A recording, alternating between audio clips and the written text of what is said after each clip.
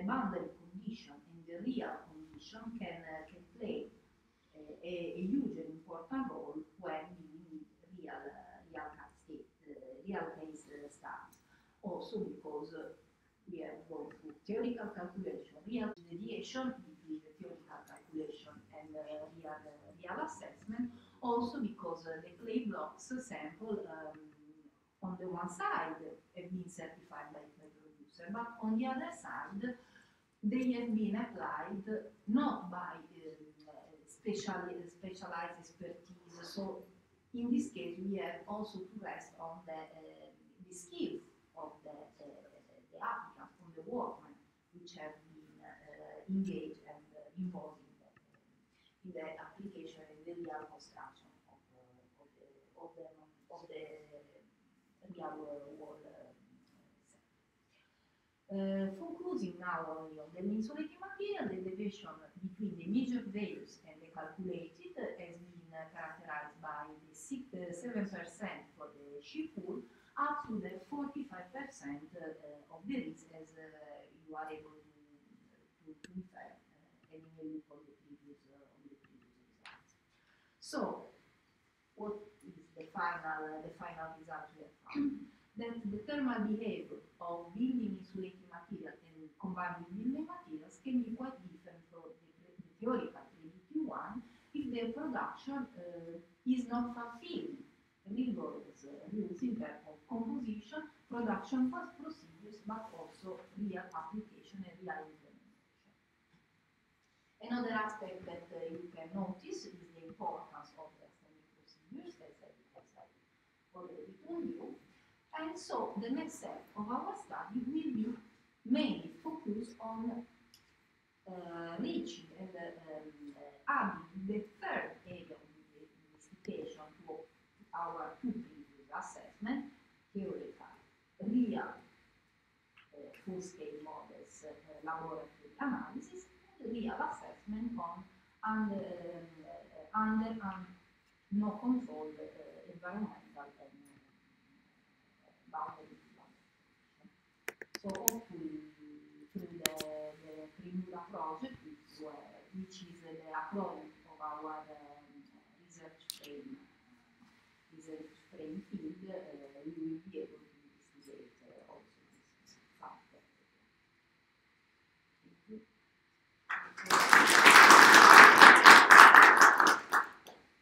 Questions? I do have a question of two parts. First part, is there any assumption or any particular reason that you came up with for that huge gap? And the second part, is there any formula that can be predicted to actually do the calculation? Is there any way to standardize the differences with some kind of formula? According, I don't know, to different weather, any factors that can be implemented within the formula to actually do the calibration between the actual measure and the simulated?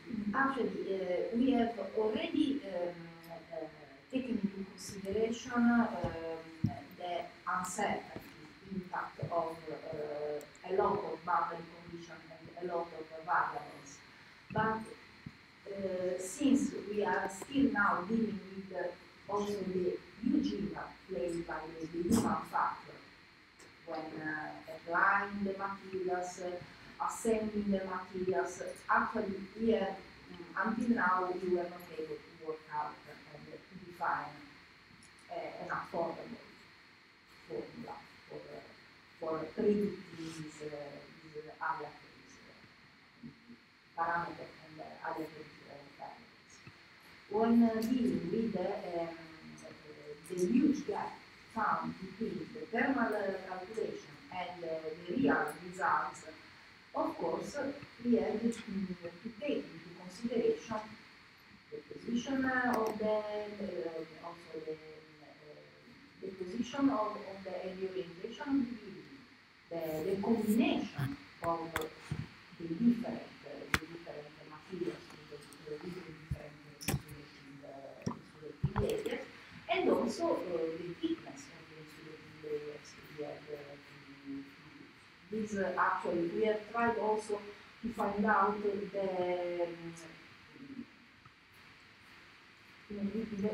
most used and the most applied traditional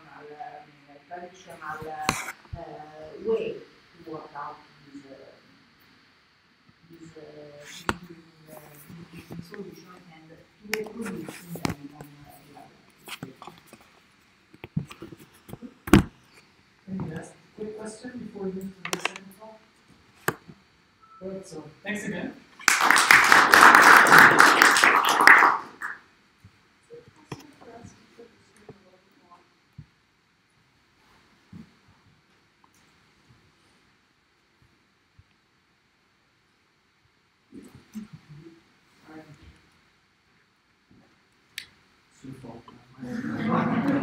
It's just a little distracting when the writing goes on. Oh, I agree.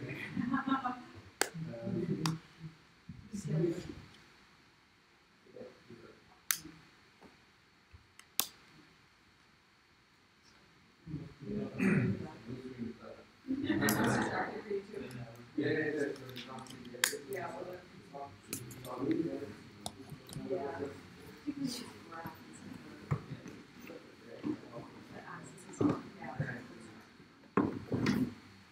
thank you. Right, so the second speaker is Mr. Tang Jidong.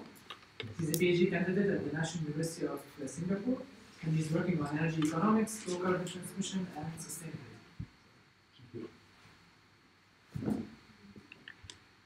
So, how do we,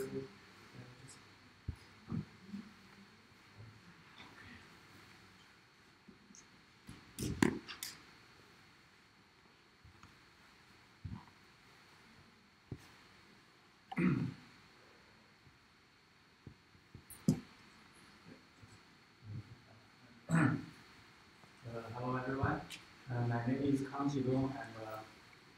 I'm currently a PhD candidate in National University of Singapore. And today, my topic is like cutting CO2 emissions through demand-side regulation and input-output linear program model. So I have listened to the presentation, of your colleagues, and different from most of your presentation, not focusing on detailed processes such as building sector and like a specific power plant.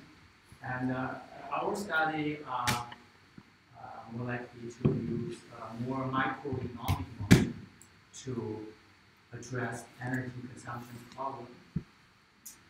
So the building sector are only one sector in my model. So let's say, okay, this is the content. Okay, let's say the motivation of the study. We will focus on China, and currently the world's largest carbon dioxide emitter. So the reason for the high CO2 emissions in China could be the unreasonable industrial structure in China. Let's say the industrial sector in China contribute to 30 to 43% of the GDP, but contribute to 70% of the CO2 emissions in China. I believe this number is much higher than most of the developed countries and also developing countries.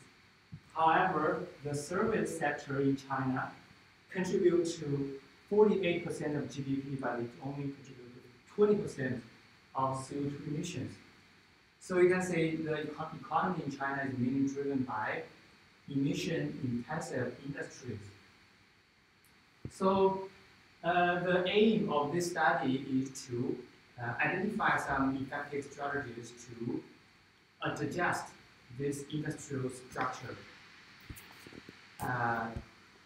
to mitigate the CO2 emissions, and at the same time pose the minimum negative impact on GDP. So let's say if we want to reshape the industrial structure, there are two different ways. The first way is from the supply side, right? So if we want to limit some certain industries, we can directly shut down some backward production capacities, like some iron and cement companies, to reduce CO2 emissions. And this is already done in China. In the previous years, Chinese government has shut down a number of backward coal power plants. And the second way is to regulate from the demand side. What that mean by regulate from the demand side? That is that we can regulate some products from the demand side, some certain products. How to do it? We can impose some tax on some domestic products. We do not produce this domestically. We can just import it. So, or control the government's purchasing. So in this way, we can also reshape the domestic industrial structure.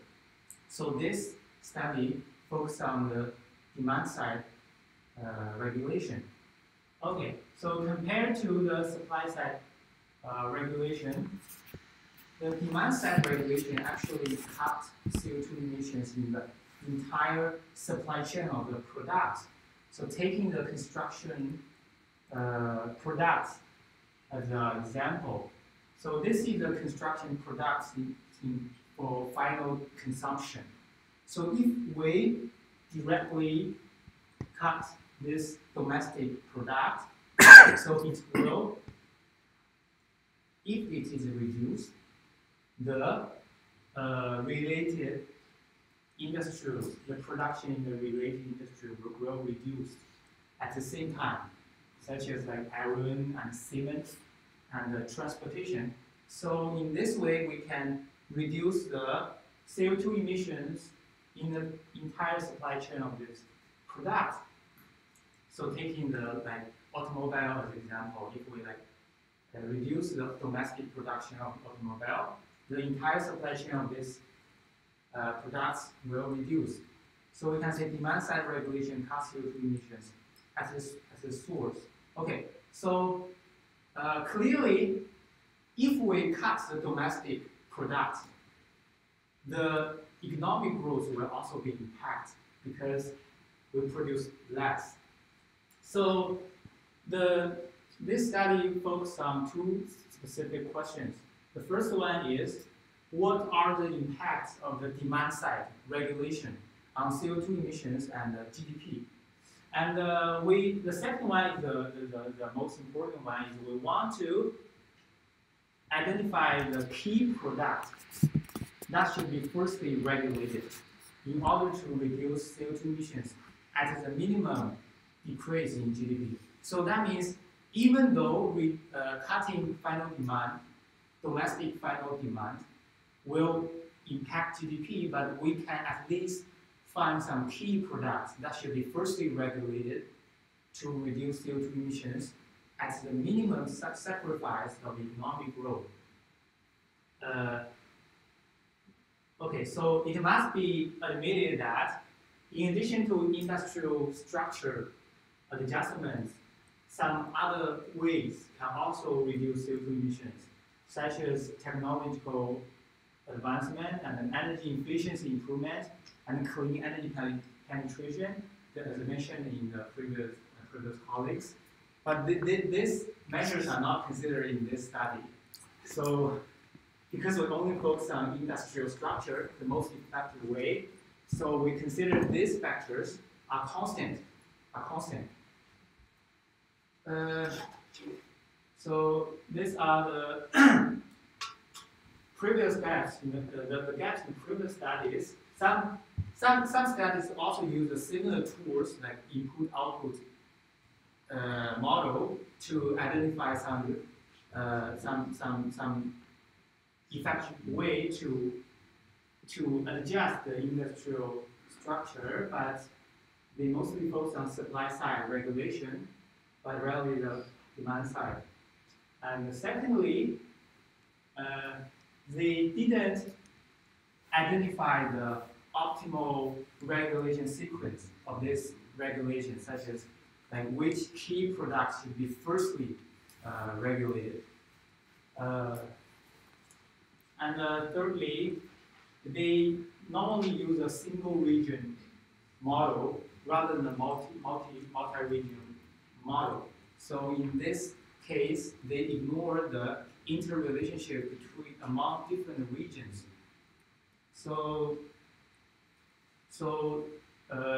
this study, the technique we use is an input-output model, and this is a very widely used energy economics model in my own field.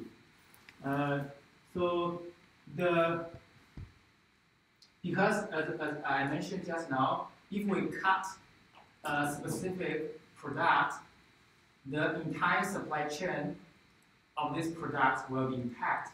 So how do we link different industrial together? We use this formulation. So this formulation is based on a published I/O table, input-output table. Like in each country, like every 5 years, the country will publish the I/O table. This table builds the interrelationship between different sectors like building and automobile and iron and cement. So based on this table, we assume that the relationship between these industries will be quite constant. So we build this multi-regional input-output model to capture the linkages between different sectors. So this part is the intermediate demand, this is the final demand, and the sum of this demand will equal to the total output. So the idea of this model is to combine that input-output table with a linear programming model and set the final demand as a decision variable, and the objective is to maximize the total GDP in this country, and at the same time minimize the total CO2 emissions in this country. And the other factors such as energy efficiency and clean energy shares are considered as constant.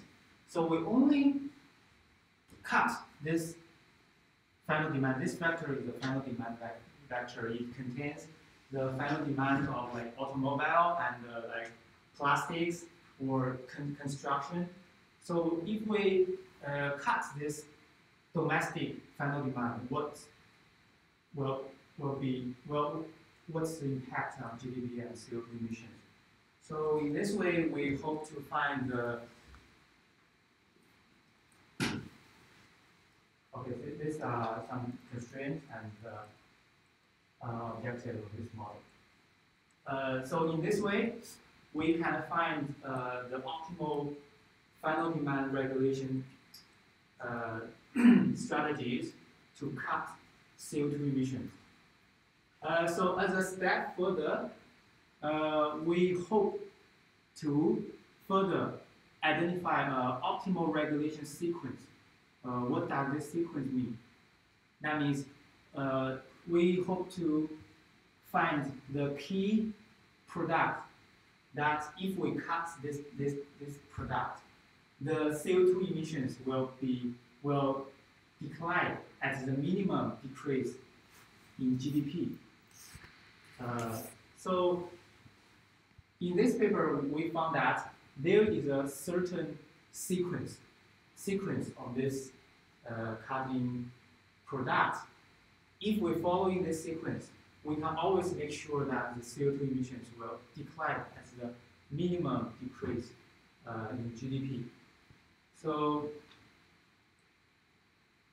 this is the proof that this sequence exists. Okay, let's say some illustrated results. So our motivation, our target is to cut final demand to reshape the industrial structure to reduce CO2 emissions. So we found that if we cut the final demand, there is a parallel frontier between GDP and the CO2 emissions. So obviously, if we cut final demand, we can say the GDP will decrease. Yes, because we cut the domestic final demand, like we choose to import. So the GDP will decrease, but the CO2 emissions will decrease as well, I say. So you can follow this trend, and we found that at the first beginning, if we cut the final demand, the GDP will the CO2 emissions will decrease very quickly, and the GDP will decrease very slow. But when we continuously cut the CO2 emissions by regulating final demand, the impact on GDP will become larger and larger. And this result is our second step to identify the optimal regulation sequence. Let's say the main results are illustrated here. So we identify the 32 key products in China that should be firstly cut, and in this way the CO2 emissions will reduce significantly at the minimum decrease in GDP. You can say these products are located in different regions in China, different regions. Like this is Beijing and Tianjin, Beijing. These are the South Coast region, North Coast region, Central Coast region.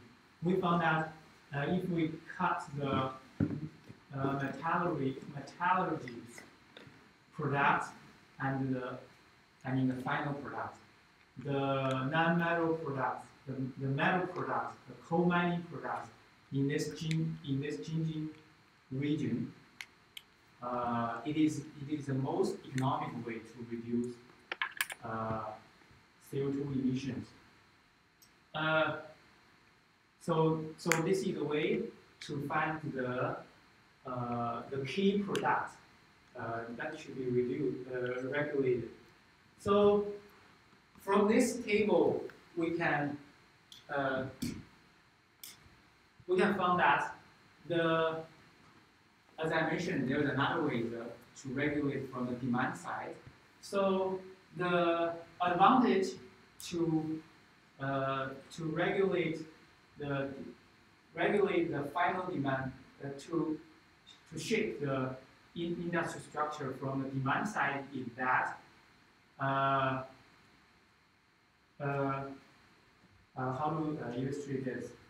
Because you can say these two regions are very developed region in China, but actually in these two regions, the CO2 emissions in these two regions are actually relatively low. However, why should we cut the final demand in these two regions? Because these two regions consume the products in which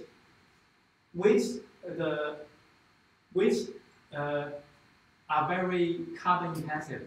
How to say that? That means a great amount of CO2 emissions are embodied in these products consumed by this region.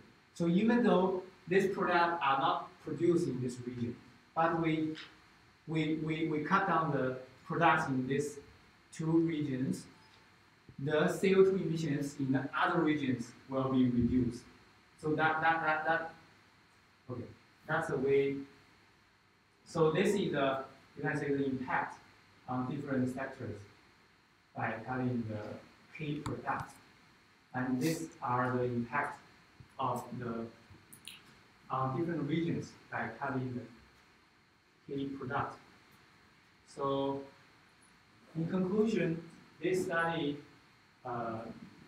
combined an IO model and a linear programming model to explore demand-side strategy for CO2 emissions reduction. And the multi-region IO model helps to identify the interrelationship between different regions. And we found some certain products should be firstly regulated. And the results also show that the regulation of the final demand in one region will also impact the CO2 emissions in other regions, which supply goods and services to this region. Okay, this is the presentation. Thank you.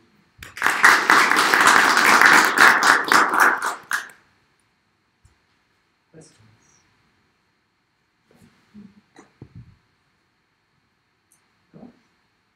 I have one. So can you explain a little bit what you mean by with your GDP? So what's going into that? Let's say making a sector more efficient. Are you accounting for the costs that are needed to make that sector efficient, or are you just talking about cutting demand? Actually, I'm just talking about cutting demand. And in this model, we assume that the efficiency will remain the same. Yes. So we are talking about like the structure adjustment. And how do you cut demand? Do you start importing from other places, or do you just ask people to reduce consumption? Actually, I think mostly it's to import from other country and cut the domestic final demand. Okay. So what you're assuming is that the pollution will be happening somewhere else, but it will still be happening. Yes, yes.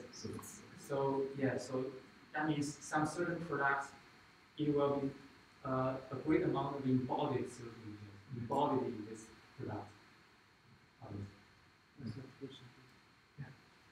In your result, you said you had to cut 3 materials or 3 products to reduce CO2 emission in different regions in your country. Why do you not go through exploiting renewable energy resources to reduce this and you keep your products? So the last part of your research, you were talking about cutting 3 different products in different regions. You get me? So and you said it's the best way to reduce CO2 emission. So in my opinion, go through exploiting renewable energy like geothermal energy or solar energy and keep the products if you need them in your market.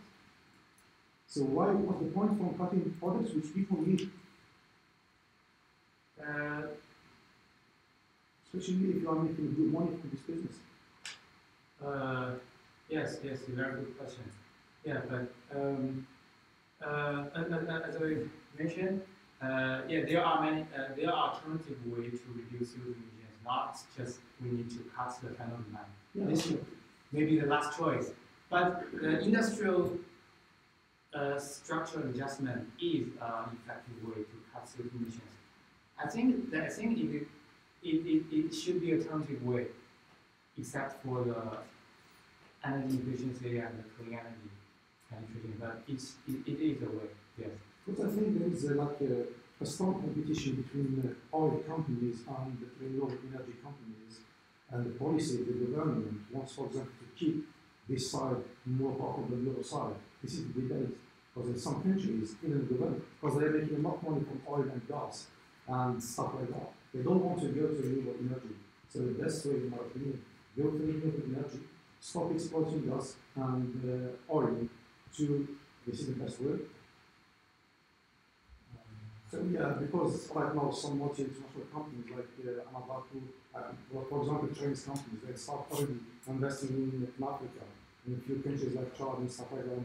They are making good money there. So if they go for the first way, which is exporting renewable energy, they're going to lose a lot of money in Africa. The best way for them, they start cutting some products and keep oil and gas. So in my opinion, going through renewable energy is the best way. Yes, it is correct. But But as I mentioned, given the unreasonable current industry structure in China, reshaping the industry structure is also a reasonable way to reduce emissions. Yes. Thank you so much. Okay. Thank you. Thanks again.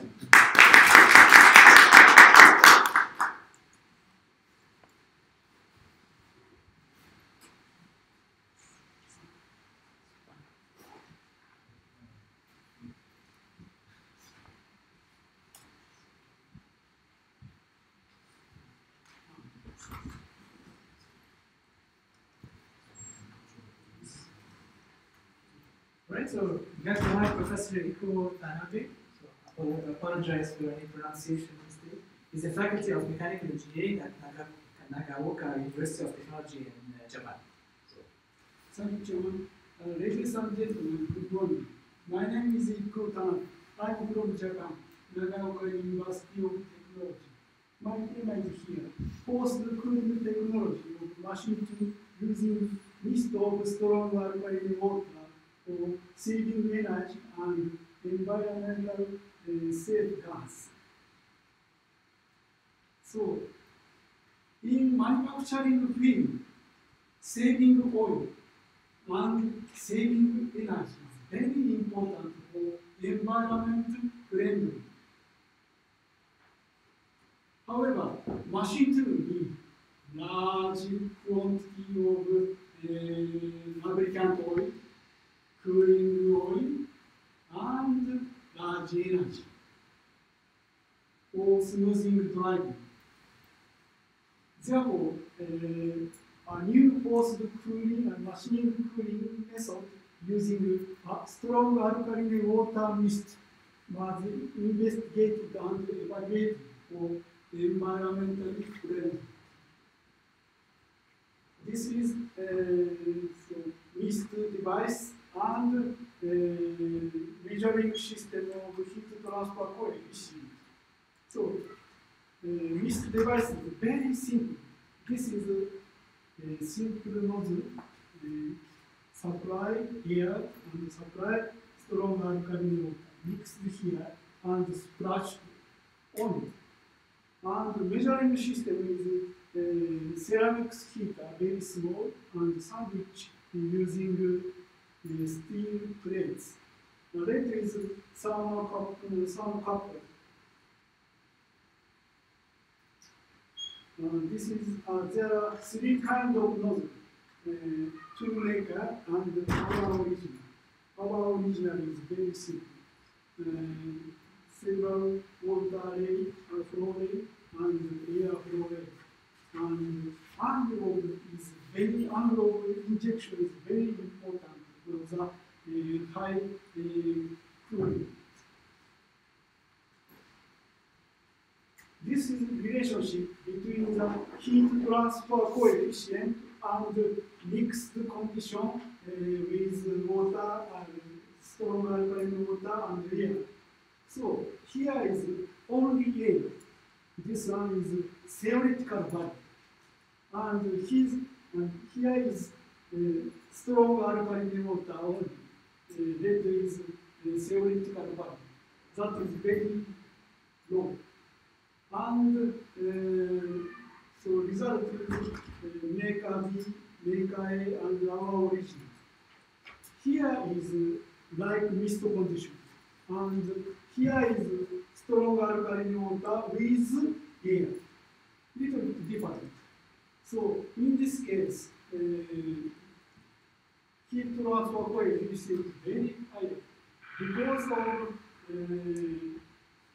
evaluation, water evaluation. Therefore, very high. And solid line is experimental value, and dotted line is calculation value. So calculation value is suitable to experimental value. So calculation model is here, my original. So this is calculation model. So very small. So in this calculation model can use for the design of nozzle and control factor. control the cooling factor. So this is one original nozzle. Optimum condition. Very long. Very long means the angle of injection is very small.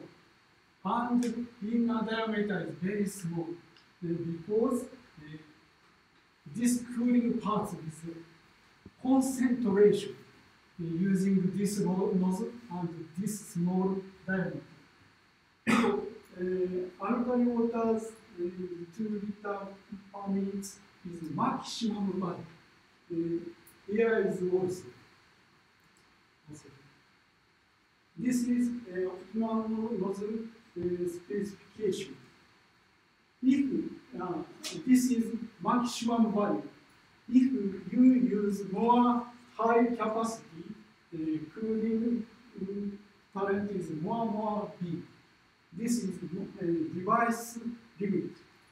And long nozzle and small diameter. At that time, heat transfer coefficient is 30,000 watt per square meter Kelvin. Very high cooling. So, conventional cooling with oil is this value. 20 times. Very big. This is evaluation using turning. This material is titanium alloy. This is cutting difficult material. And so measure the temperature and our cooling system.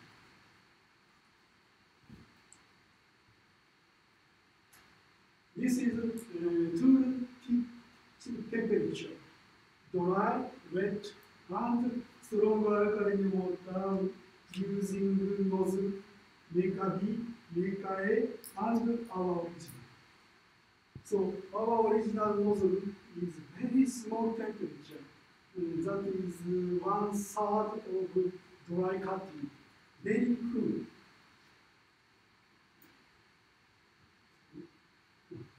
This is two life. Dry, wet, our cooling. Life is life become very long because the tool is cool temperature, low temperature. And surface roughness is here, dry, wet, our system. Left is start of cutting. Right is tool life limit. Our system is very nice, smooth surface. This is the surface profile. Very smooth. This is dry and wet.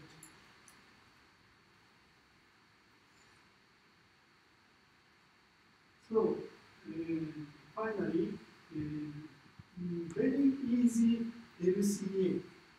This is calculation model. Upper is electrical power.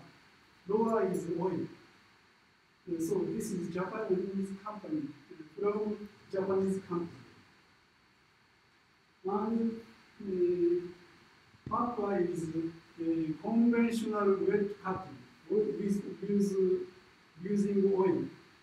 So machine and waste oil disposal. 1 day is 8 hours working. 1 year is 250 days working. So this is exhaust CO2 per 1 year. This one. And this is lower is our strong alkaline water mist machine and mist generation and make strong alkaline water. As I said, this is exhaust CO2 per 1 year. You can see figure. So exhaust CO2 per 1 year. One machine, conventional weld cutting, and our system. You can see maybe 1/3. So maybe 60% down. So Paris promise said we should under 25%. However, our system is under 60%. Very nice condition for environmental friendly. So, final consideration, two results. One is the heat transfer coefficient.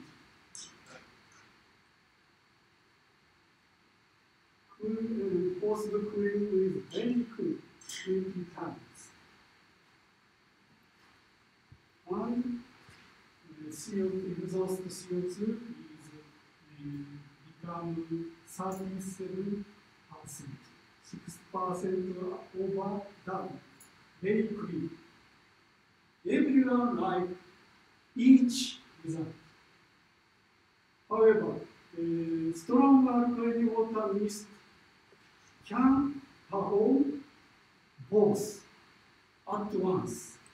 Very nice condition. This is conclusion. Stronger alkaline water can perform, can save oil and energy for environmentally friendly in manufacturing field, like here. Thank you for your attention.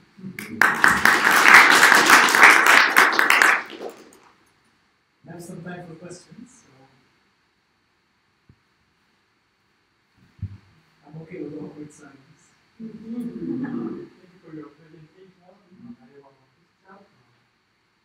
This method show good performance. And however, I want to know how to dispose of this alkaline water after cooling. How to dispose this water? I think you mean the collection of the water. So where does the water go? Well, this is so device is maybe 1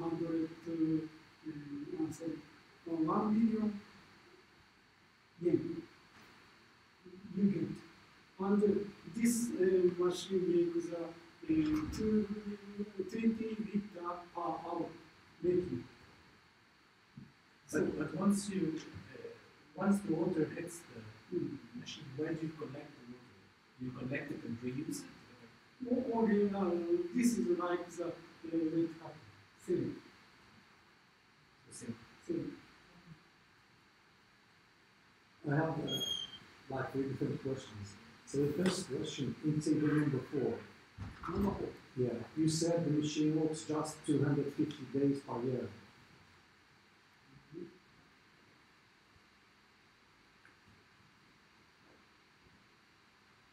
Yeah, number 4, basically you passed it, so number 4. I have seen it, so you work just 250 years, 250 days per year. How about the rest? Do you remember? Remember. So in this case, so the efficiency of the machine is like 70% or 80%. It's not going to get to the top. We can't use it for the year. We just use it for 8 months, 9 months, something like that. No more than that. Just second line. I will see it 8 hours multiplied by 250. But in some regions or some type of industries, we need the machine for 24 hours, especially in these regions. This is only one example. Yeah. In this case, is Japanese standard working condition. All right. That's no problem. Maybe this one is 20 hours all day working, and this number become 365 percentage is same. And the second question, there is another technology, which is a Japanese technology. If you know absorption machines, it is doing the same thing, only it's 0% CO2 emission, which is based on bromine-deuterium, bromine-deuterium water. So in this case, if you are looking for a positive temperature between 0 to 8 degrees, you go to this machine. If you are looking for minus, so I mean from 0 to minus 50, in this case, you go to NH3, H20, H2. So if you make a comparison between two different industries, both of them are Japanese. So, General function, yeah. dislike water, Alright. because corrosion. Alright. But strong alkaline water with 12.5% pH, but no corrosion. Most material are not corrosion. However, two materials, aluminum and copper, have corrosion. That's the problem. Therefore, two materials cannot use. And the third question is, you were talking about compressors. So you have a compressor and you have water here. Your compressor, you didn't mention the type of your compressor. Is it a thermal compressor or a mechanical compressor? If it's a mechanical compressor, we need to know just the type of the compressor. So, Mechanical compressor. yeah, compressor. Yeah. Is it a thermal compressor or just a mechanical compressor? Yeah, mechanical A compressor. mechanical compressor. Right. Okay. I have also a question. So you showed the optimal ratio of water to air, and you found one and you said that's the best for your application. Is this ratio optimal for other applications, or no, it's dependent really on the type of application? Yeah, maybe that calculation will be easy. See. That parameter is more one parameter, water temperature. However, I don't use that because the influence is very slow and saving energy. Therefore, I didn't use water temperature, no cooling. Therefore, I select for the suitable optimum condition. Diameter and long nozzle and mixed ratio. That's one. Because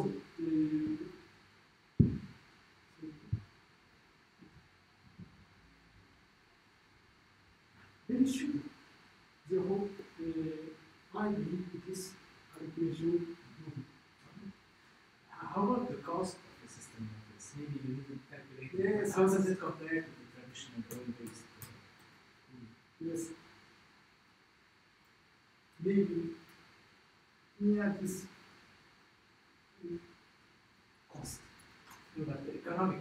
Yes, because waste oil is very large cost. Energy is the same. Therefore, in this figure, 6% down, that is only exhaust CO2 and cost saving. If you have no further questions, we move to the next video. Thanks again.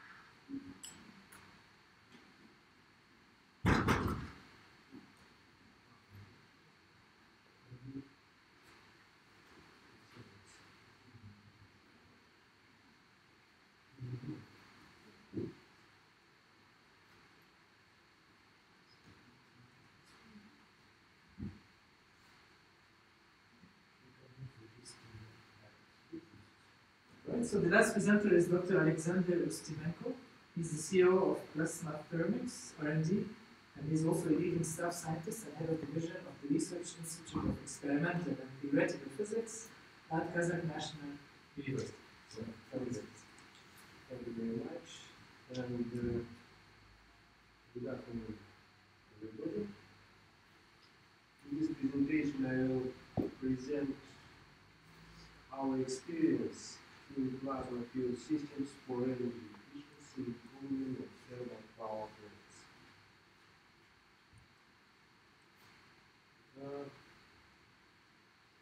Just to begin, you can see in this figure that generation of electricity in the world in 1973 and 2050, there is not change very much. So for production of electricity, we used more than 30 years ago, 38% of coal, and now we use 39% of coal. So that is a huge resource, huge of quantity of coal used to generate electricity. That's why there is such a long. It is not the use of coal, but how the coal is used. That must be the focus of action. So, all about traditional wake up or start up of Ulrest coal furnaces, Ulrest coal boilers. Here you can see conventional fuel start up in there, Ulrest coal boilers. Through these burners or fuel nozzles, they produce a lot of fuel oil and warm up the volume inside of the boiler. And they warm up, the period of warm up can take several hours, and a huge amount of fuel oil or natural gas we have to use to warm up the fuels. So here you can see the figure with fuel oil array for one startup of the furnace, independence on steam activity of the boiler in turned around. So you can see how huge quantity of fuel oil we have to use just to warm up boilers, Ulrest coal boilers, not just fuel oil boilers. And what is suggested to solve this problem? Here you can see direct flow plasma fuel systems.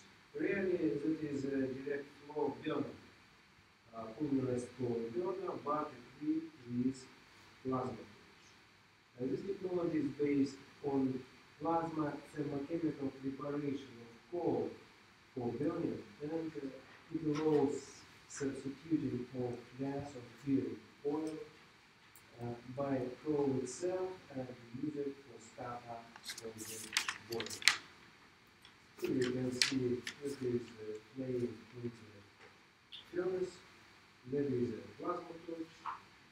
They are called mixture, which blowing in this way. And here we have high temperature plasma plate, which mixed with air fuel mixture, and inside of this oil we have thermochemical preparation of coal. So in the furnace we can produce high temperature two-component fuel, which consists of high temperature volatiles and everything that we have after gasification of coal, and of course high temperature checkup. So here you can see experimental installation. This is experimental plasma fuel system, direct flow plasma fuel systems, which was produced in our laboratory. And the length of this tube is about 2 meters.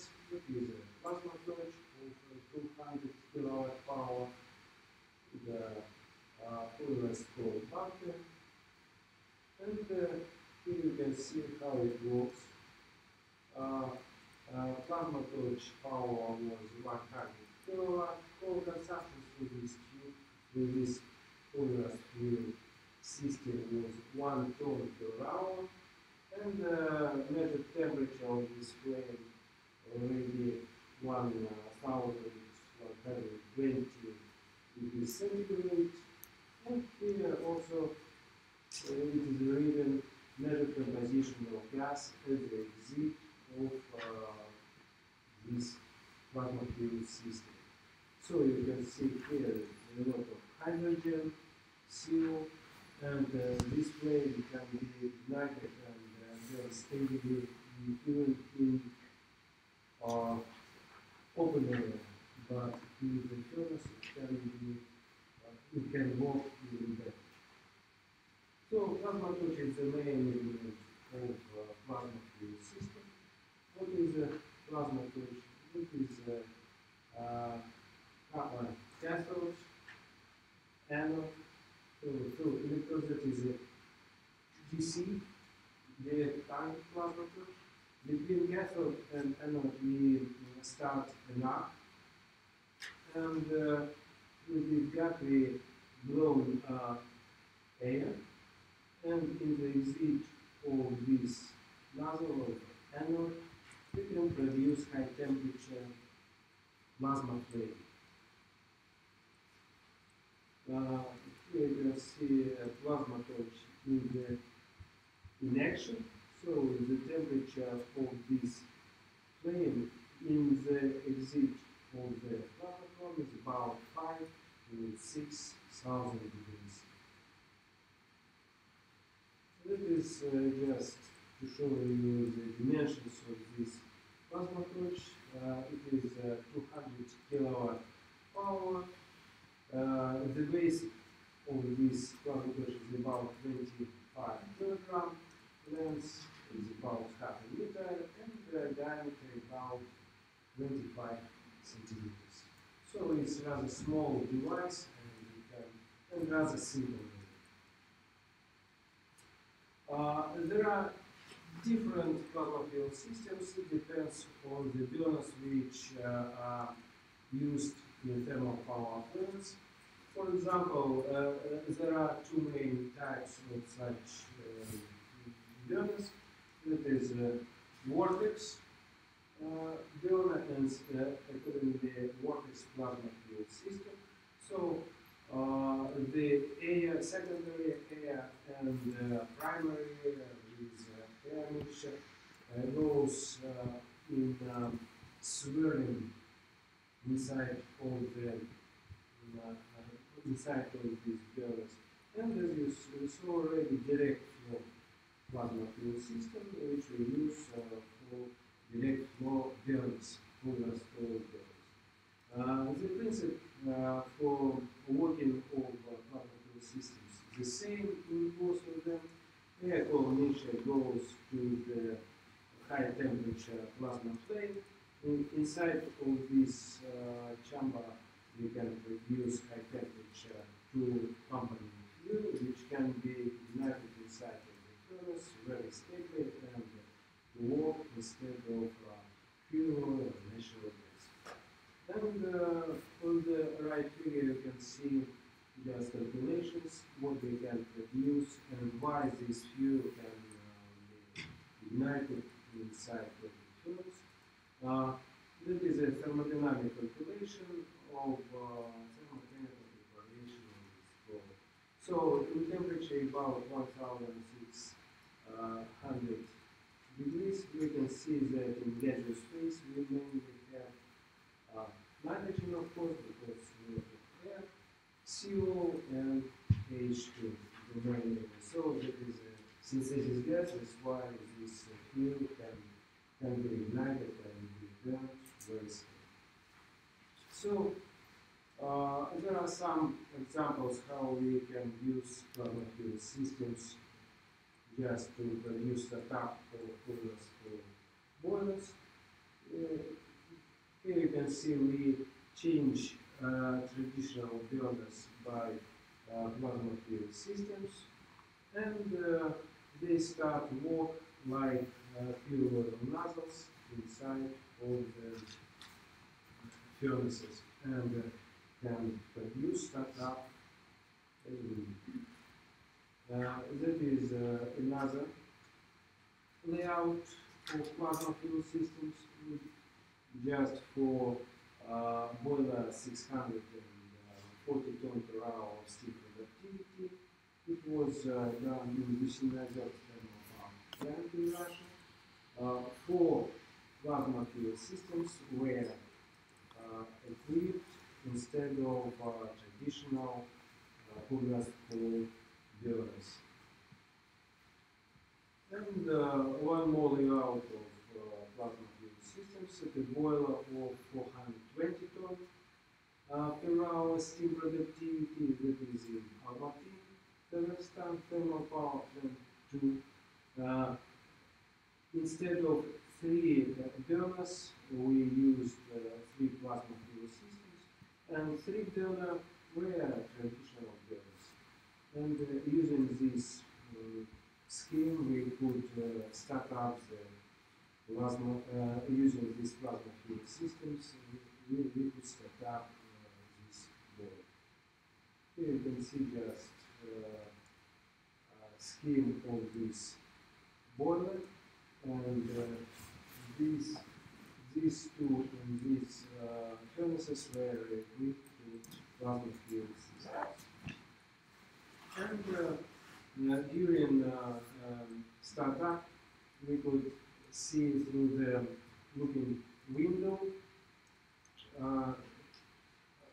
In the very beginning, we could see this flame from the furnace or from the plasma fuel systems, and the temperature of this flame was 835 degrees centigrade, and in 5 minutes already the core flame temperature was 1020 degrees, and startup begins. Some explanation of what we have, that is calculations, temperature field is the plane of central burner. Here you can see traditional or conventional incineration of coal, and in this furnace we had some problems. For example, you can see that the wall has a very high temperature here. That is not very good. And also they here had a rather high temperature. But when we use plasma fuel systems, you can see that the temperature in this area is less. That is good, and also the temperature in the outlet and the furnace also is very good. So you can see here the difference: conventional incineration and traditional incineration, and plasma-assisted incineration of coal.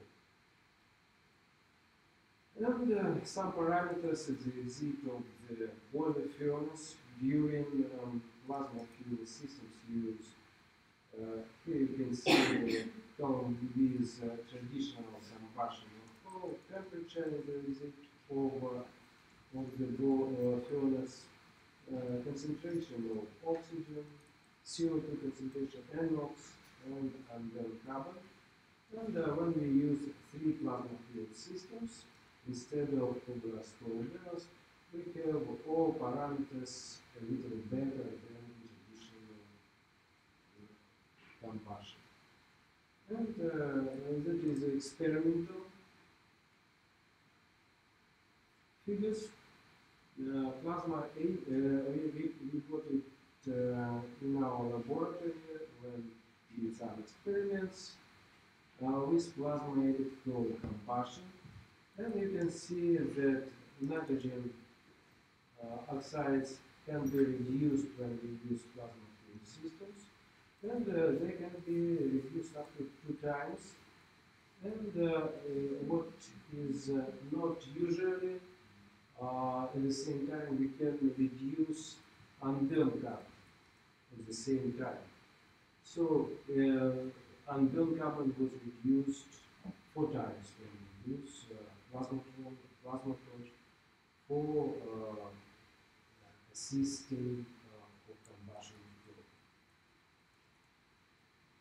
And approximately the same figures in this slide. Conventional technology and plasma technology. That is fuel oil rate for Russian thermal power plants. You can see that is 5.1 million tons per year they use for startup of polyester boilers and stabilization of the flame. Also, for Kazakhstan, this figure is rather small, but in many cases, almost 1 million tons per year is very huge. Investment for thermal power plants for conventional technology, if we take that 100%, for plasma technology, it will take approximately 5% of this figure. The same with operating costs. Only third part of operating costs for conventional technology, for volume of fuel oil, so we need for plasma technology. And electric power consumption for plasma torches much more less than for conventional technology for volume fuel oil, just for using thermal power plants. But the main figures are here. You can see that 1 ton of fuel oil equivalent by caloricity approximately is 2 tons of coal. But 1 ton of fuel equivalent by price is up to 20 tons of coal. So the difference in price can be 10 times. And also two very good things which from environmental point of view, that is 2 times reduction of nitrogen oxides and 4 times reduction of carbon. And we try out all types of coal in different thermal power plants on Russia, Kazakhstan, Ukraine, some thermal power plants China. Here you can see coal type which we tested. That is shale, lignite, brown, bituminous, anthracite, mixture of these coals, and their thermochemical characteristics. So all types of coal which we usually have in the world we tested. And they worked quite well. Also, what is interesting, that is ash content, that is unusual. We could thermochemically prepared shale up to 8% of ash content. So it's very hard to close. And some conclusions. Here, I think there is no need to read. Thank you very much.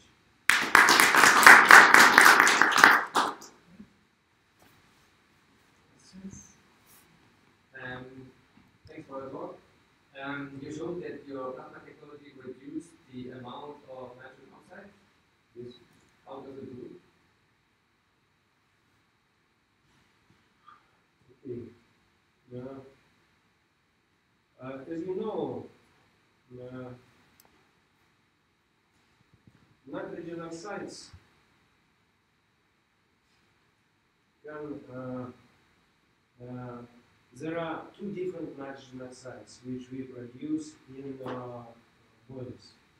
First of all, that is thermal nitrogen oxides. So with thermal nitrogen oxides we can do nothing. Because they forms using air which we have in the furnace.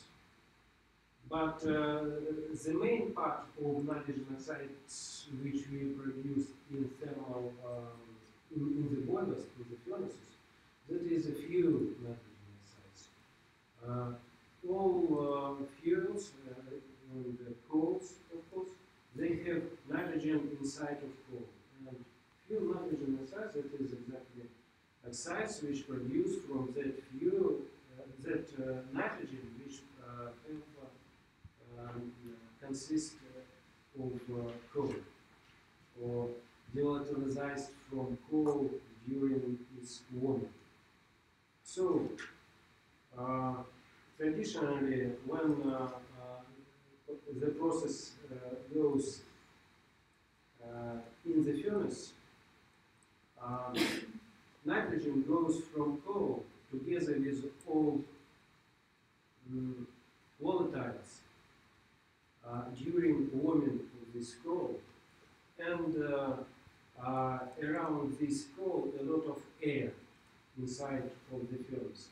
That's why practically all nitrogen which consists in coal, which volatilized from coal, it can be used for forming of few nitrogen oxides inside of it. But when we do thermochemical preparation of coal inside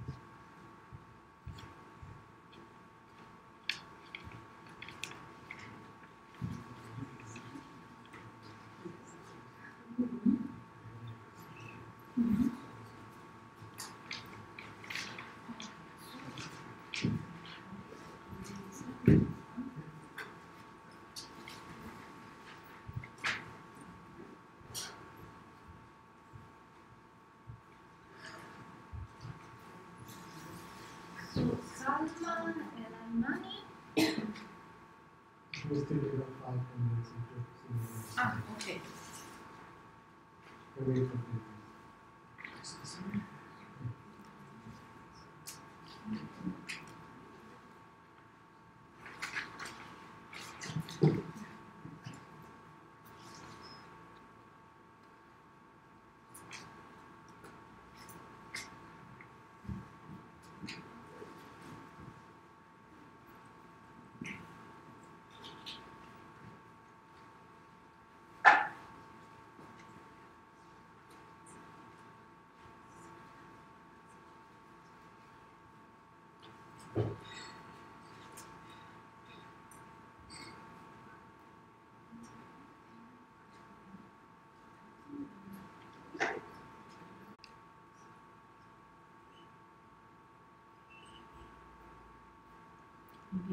Maybe it's not refresh. working, or try to the other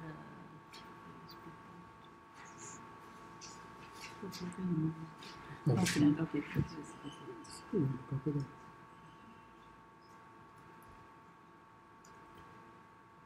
Yep, yep. Let's go. This one. No, this one. 60. 60. Okay, So- it's okay. That's okay. That's okay. Okay. That's fine. Or ABB. So yes. So I'm British students.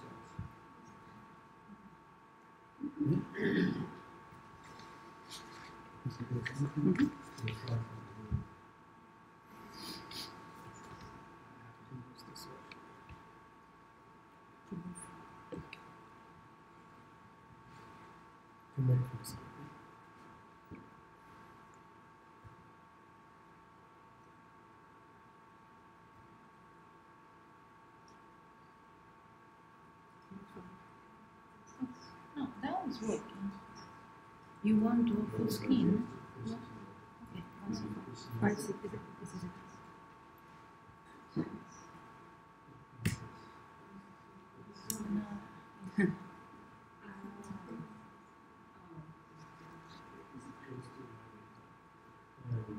If you go further down to this PGD, it's more. It's on the right. So that's just class. So we can basically straight out read.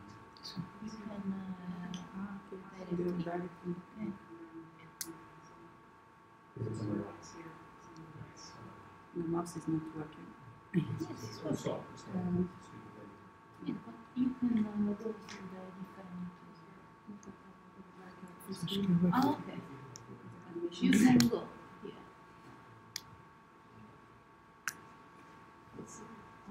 Yeah. Ah, okay, good.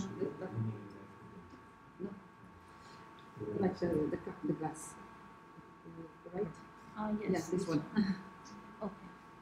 Thank you. So, Salma Elamani from Morocco is going to present research about wind turbine-based water desalinization. So we can start. You have around 20 minutes and then time for questions. Hello everybody, I'm from El University for the Secretary of Warzat in Morocco. I'm going to talk a little bit about wind turbine, exactly 1.5 megawatt wind turbine, a real wind turbine which have been used for desalination of water.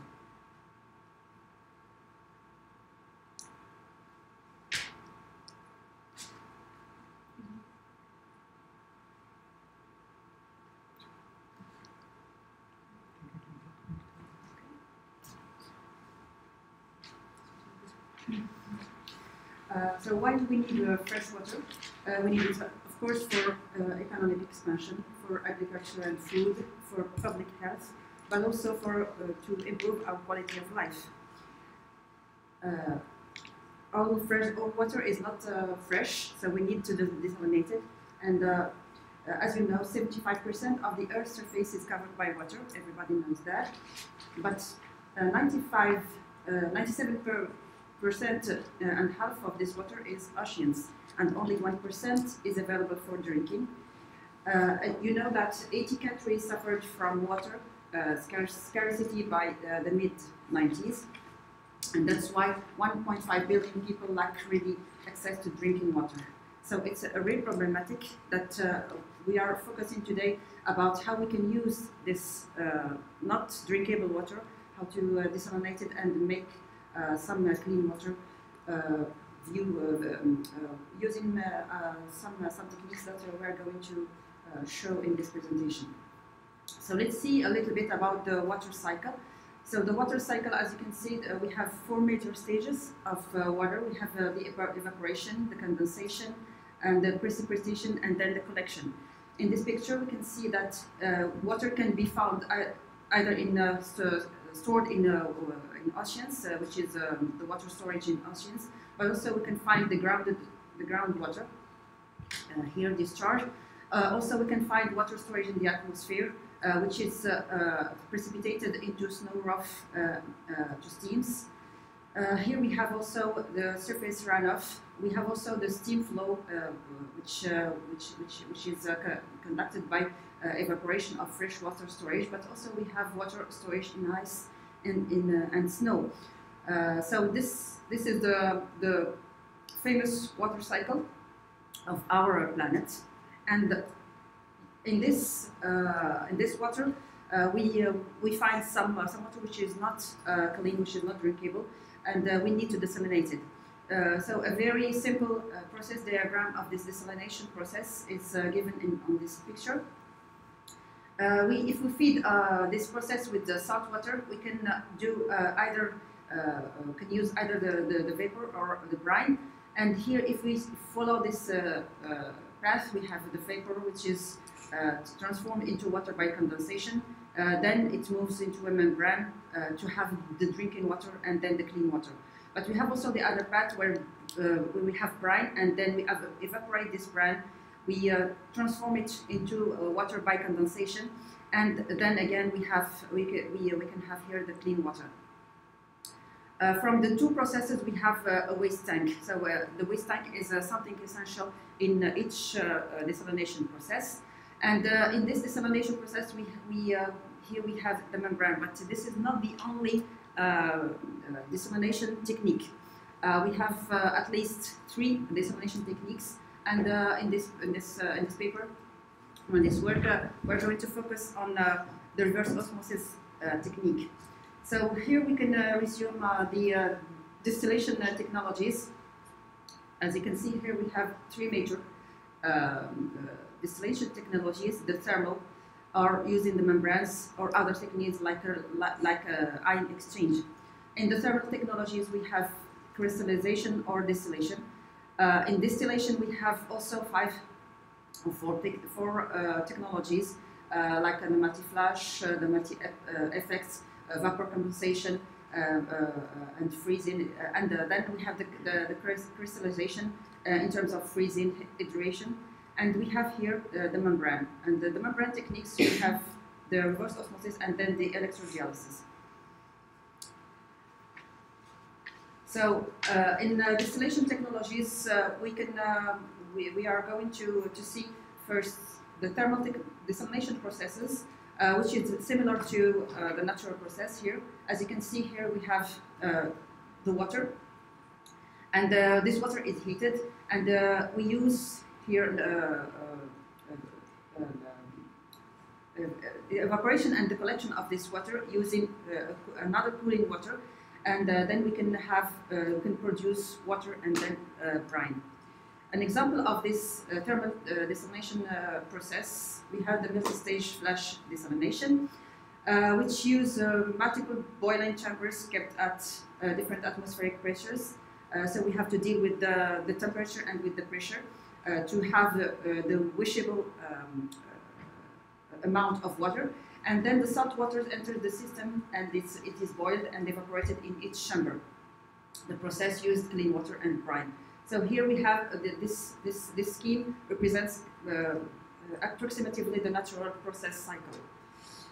Second technology uses membrane desalination process, where salt water is forced through membrane, which is a sheet at high pressure, and then the membrane sheets are designed to catch the salt ions. Process produce clean water and brine also. So here we have, for example, for reverse osmosis, we can give some numbers. Salt water is forced at 600 to 1000 psi, and multiple layers of membranes remove many of salt ions as possible. Third technology is based on electrodialysis processes. Here we can see the feed solution, and we have here a combination of ions and cations, and then we have the feed solution and the concentrate solution, but also we have the diluted solution. Finally, the desalination object, which is the object of this work, is about the reverse osmosis. We have the applied pressure, which feeds a semi-membrane or semi-permeable membrane. Then we have the water flow, the direction.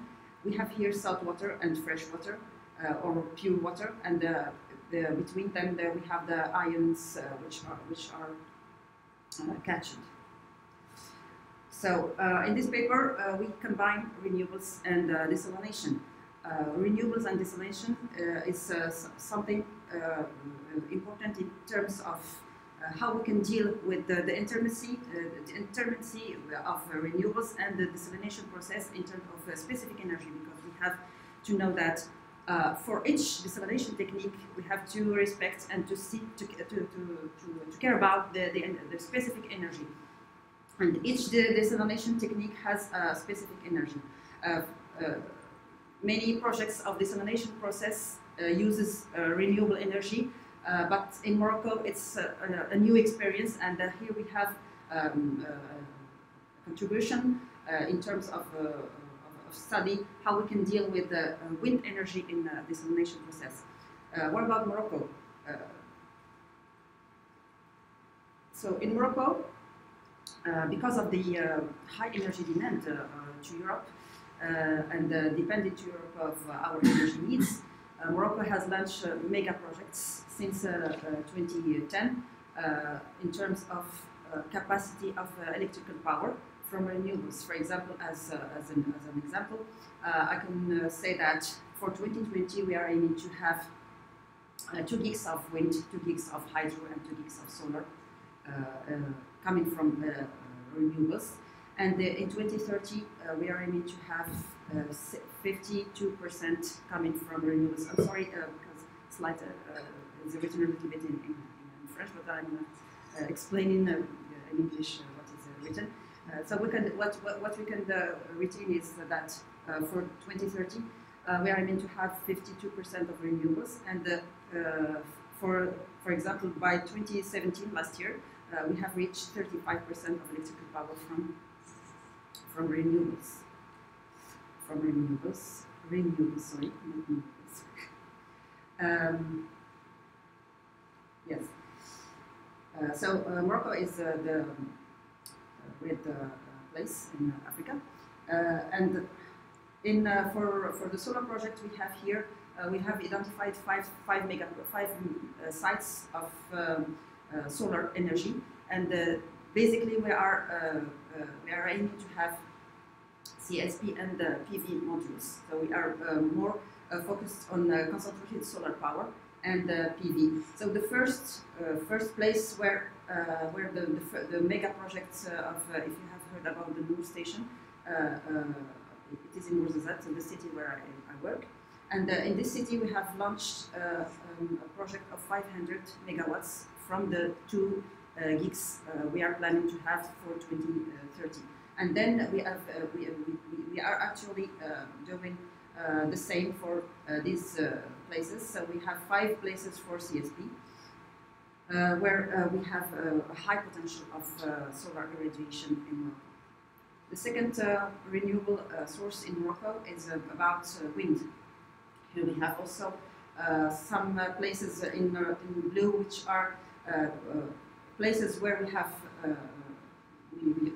already launched projects in wind turbines, and with the green color, which are already installed. So we have installed 1,000 megawatts, and we still need to install another 1,000 megawatts with 1 gig for 2030. Remember that we are aiming to have 2 gigs of wind, 2 gigs of solar, and 2 gigs of hydro. So we arrived to hydro, and here we can identify the most important sites of hydro, either of pumping, using the water pumping, but also we have dams in Morocco where the potential of hydroelectric power is very important. So we can notice that here, mainly in the north of Morocco, where we have the most higher potential of hydroelectricity. So, coming back to renewables and desalination, we have to care about specific energy consumption when we want to combine renewables and desalination. What does it mean? It means that we must care about the ability to produce as much water as possible from the available energy during any period. So this is important. How many meter cube of water we have how many kilowatt hours per meter cube we have to produce at any period. Then we have to care about the operability and the variable conditions, which means that what actually keep the thermal technologies away. Because if you look a little bit about the literature about desalination, you can see that thermal technology are away from desalination. What we use basically is more PV, and actually we are moving to wind turbines. They usually require a long startup, and when we talk about long startup, we have a high energy demand, and significant energy waste could result from the frequent stops. So this is a drawback of using thermal technologies, and that's why we are mainly focused on PV and wind. Second point is that we have to look at the cost of the whole installation of using the renewable energy, but also the desalination process, and also the discontinuity. As you know, that solar and even wind are very intermittent. They depend on the climatic parameters, so energy storage is a necessity.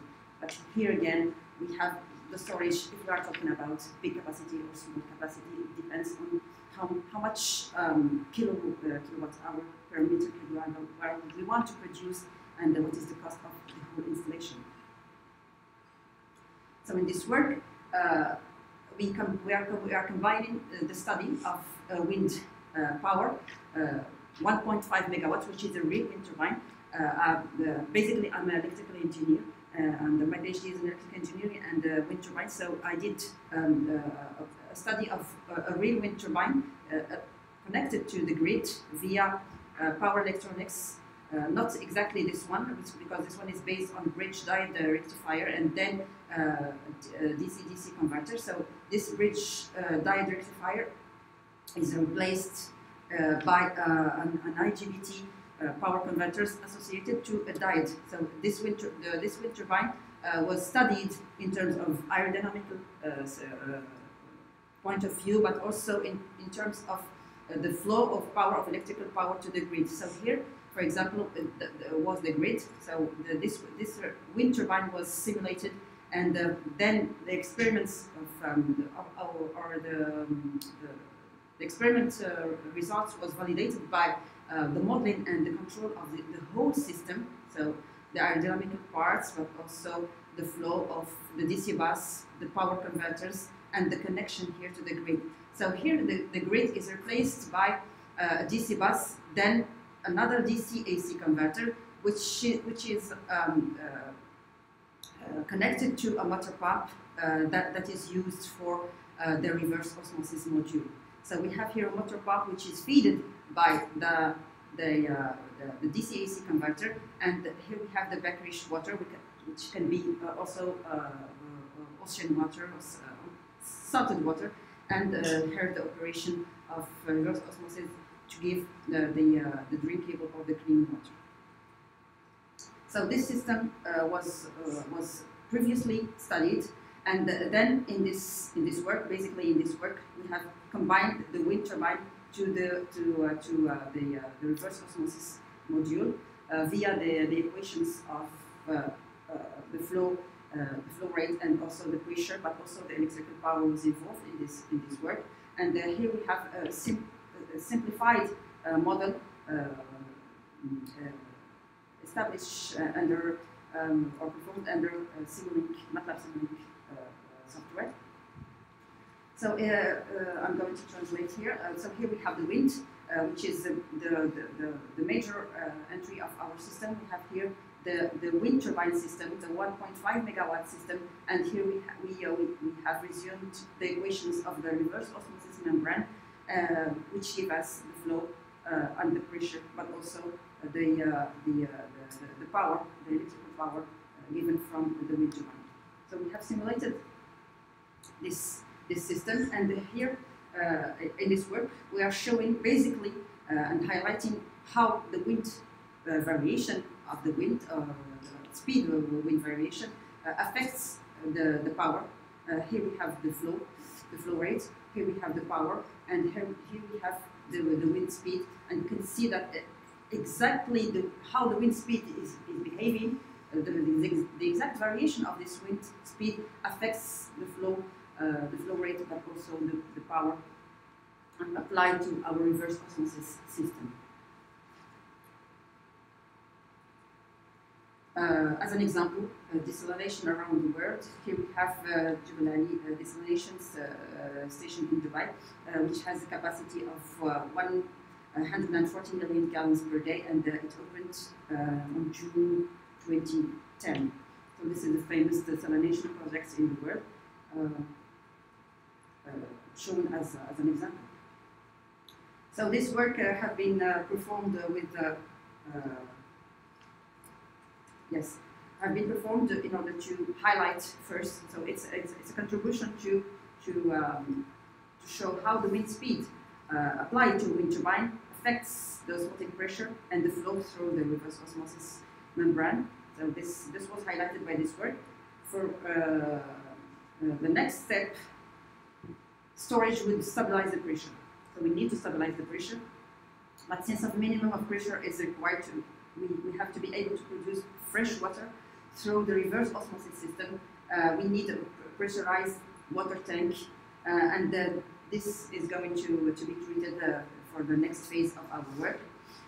Then we can highlight that a positive aspect of the reverse osmosis process is we have a low pressure drop across the vessels of the reverse osmosis vessel, which means that the concentrate steam retains most of the initial pressure of the feed water.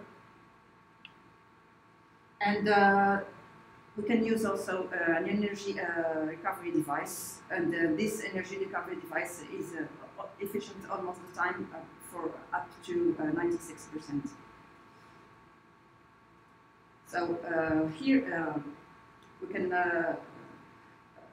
implement, for the next phase of this work, we can implement an energy storage system in order to stabilize the pressure, but also we could put more detailed equations of the wind turbine into the simulation system, and this work is being performed actually. Just some pictures in what is done in our university, University. So there are here, for example, it's a picture in the Noor station. So the solar project, CSP solar project of 500 megawatt, and here are pictures of our students working on projects, for example, electric vehicles, but also wind turbines, small wind turbines, and also other projects. Thank you.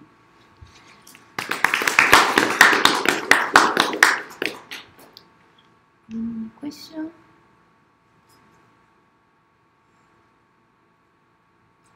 I've got one about your research was mainly based on theoretical evaluation and simulation. Mm.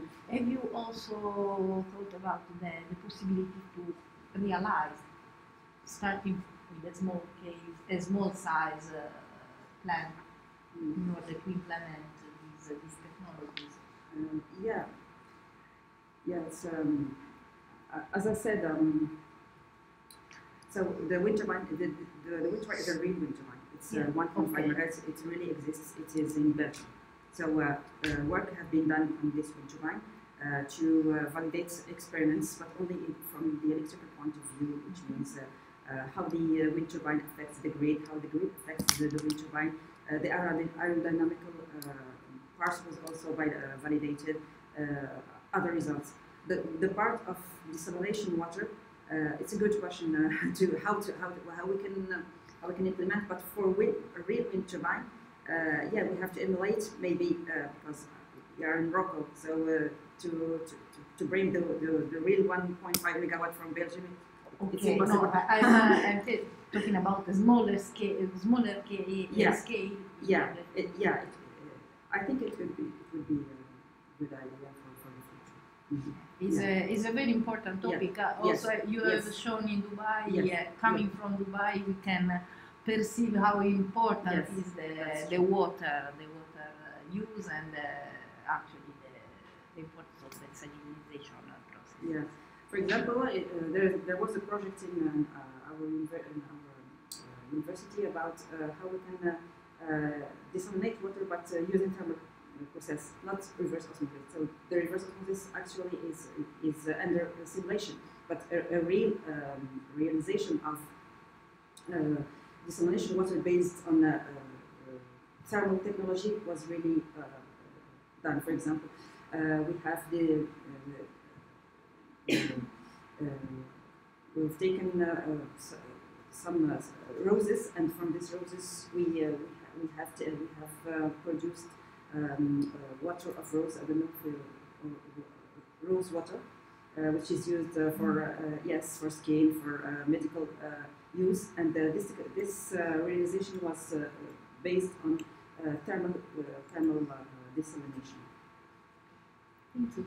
Thank you. Just have a question, please. You just were understood from your presentation, it's like a simulation of water from renewable resources.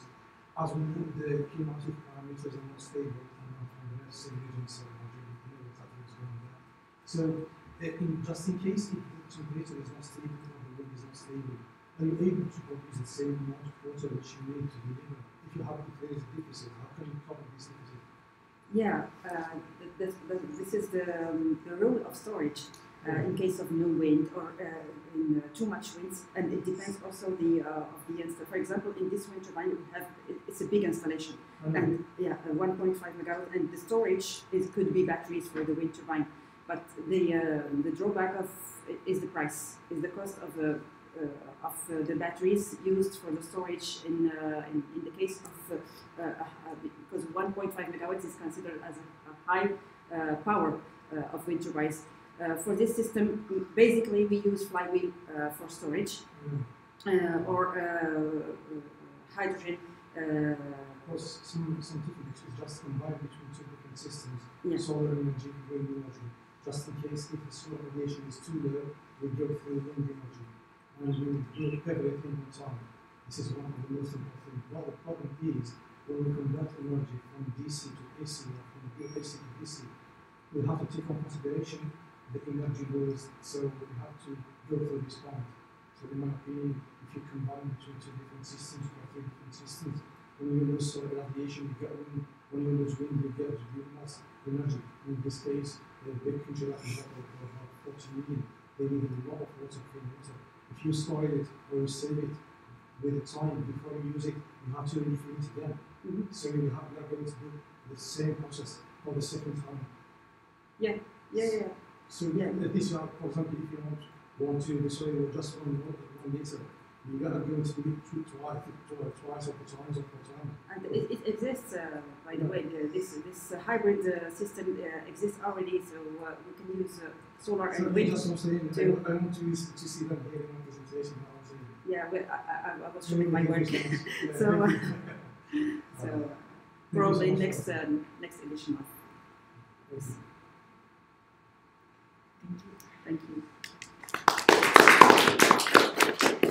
So, Choki Ameormenat, hydrogen production from renewable energy resources by electrolysis of steam water using circular silicon nanotube cathode under Algerian climate. So another It's quite long, understanding. African country. Near neighbors. Yeah.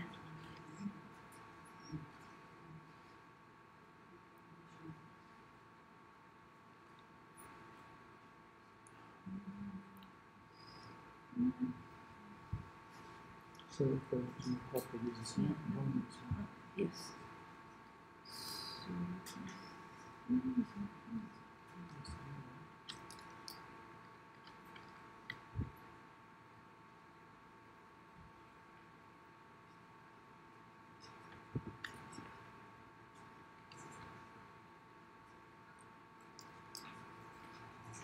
Tomorrow, Today. Yeah, for me it was yesterday. It was yesterday. So.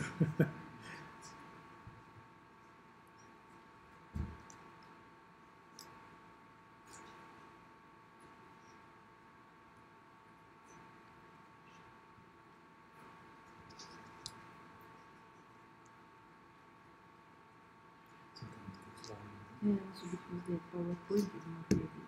Yeah.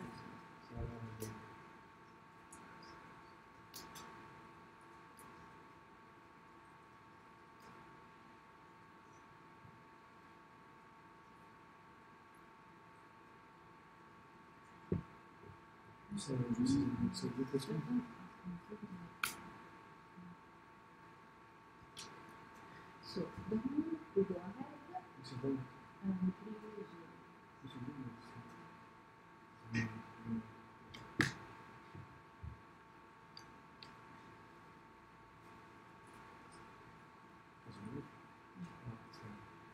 one. So, hi everybody, this is Dr. Chofi speaking. Just I'm going to make a presentation about hydrogen production from renewable energy resources and the Algerian climate. So what I'm saying, during my experiences, especially in this year, because I have participated in about 9 conferences, 2 conferences in Spain, 2 conferences in this country, 3 conferences in China, 1 conference in Istanbul, in Turkey, and 1 in Morocco. And I published about 3 articles in this year.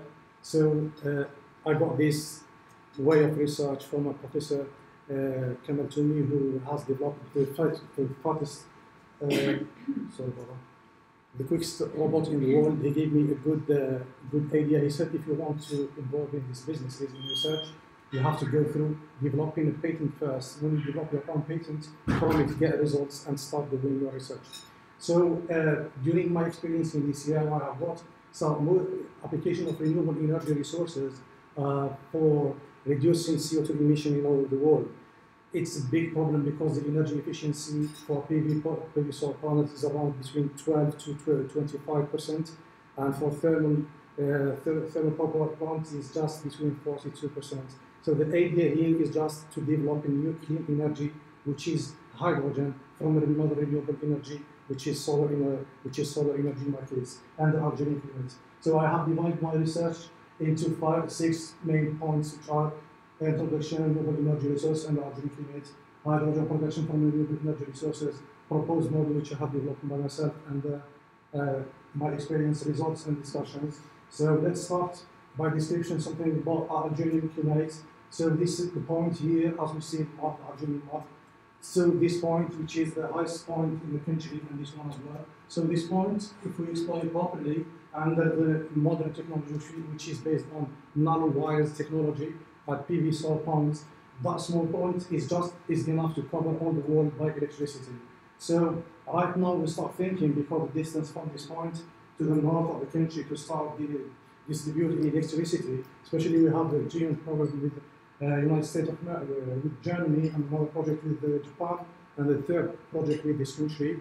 So we have a lot of lose of energy. We start thinking to create another renewable energy resource, which is hydrogen. So this resource has given us the opportunity to get more money and to build strong installations.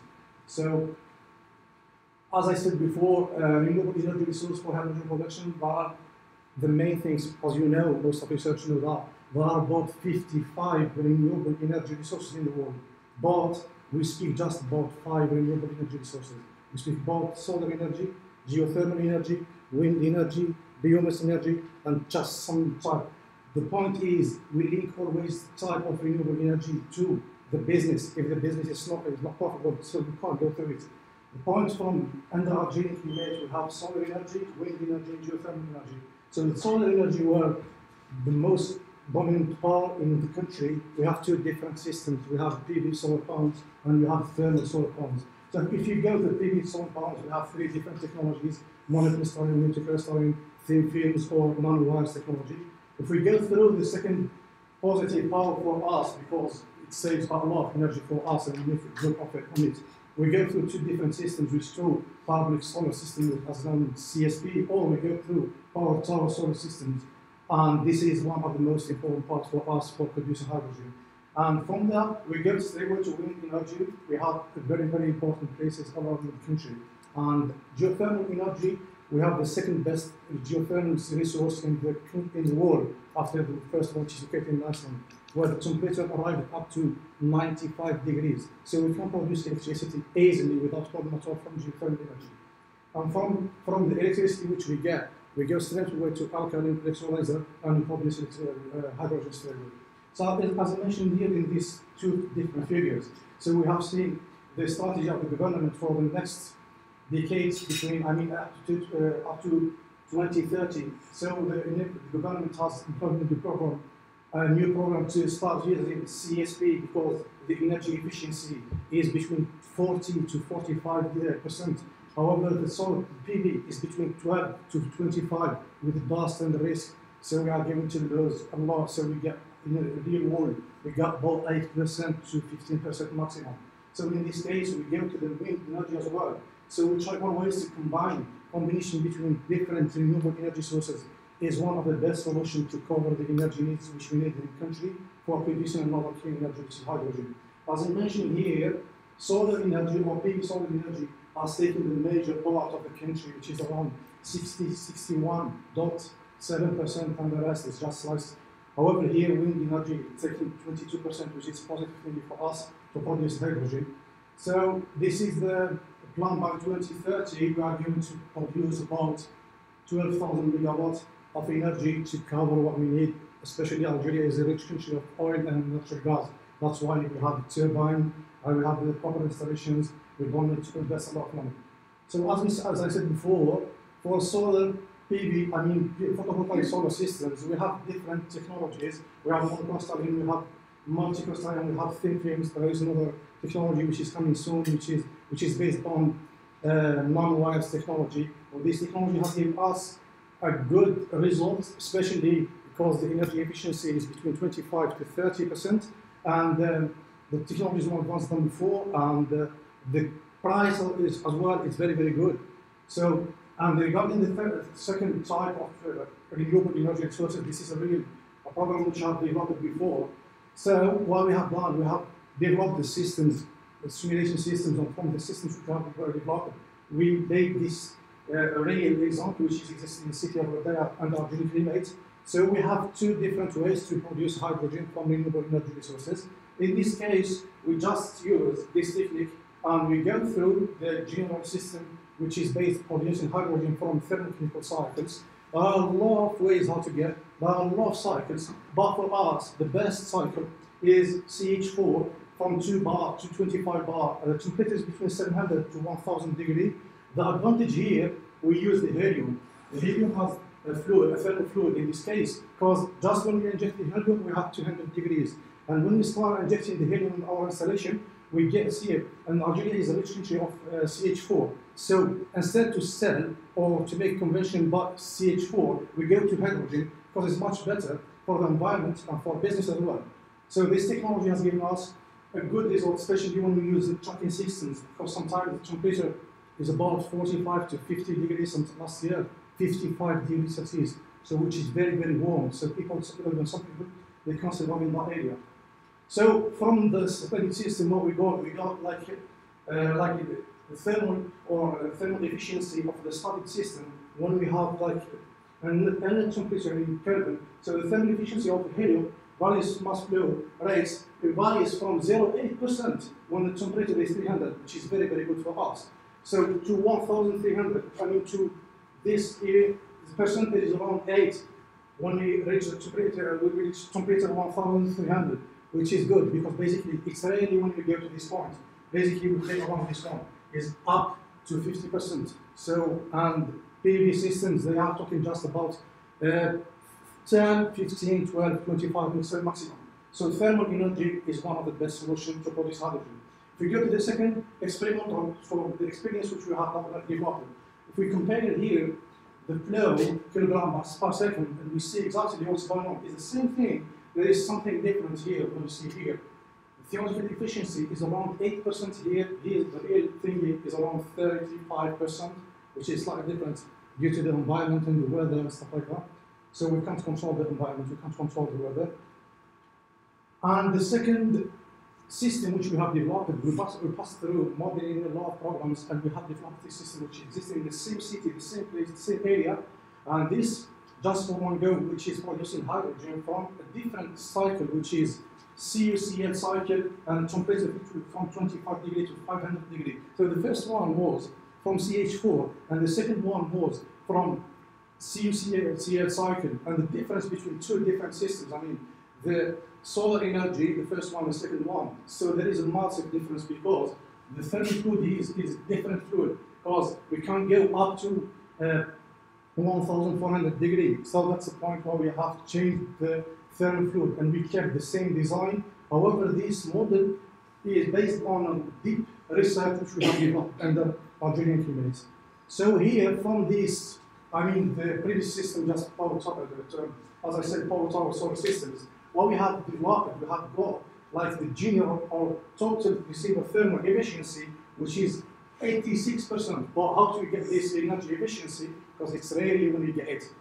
We have to go part by part of the system, of the studied system, and we go here, and we have the consumption power, which we got is watt per meter square, and we get like here, for example, the solar field efficiency, the area where we can start our system.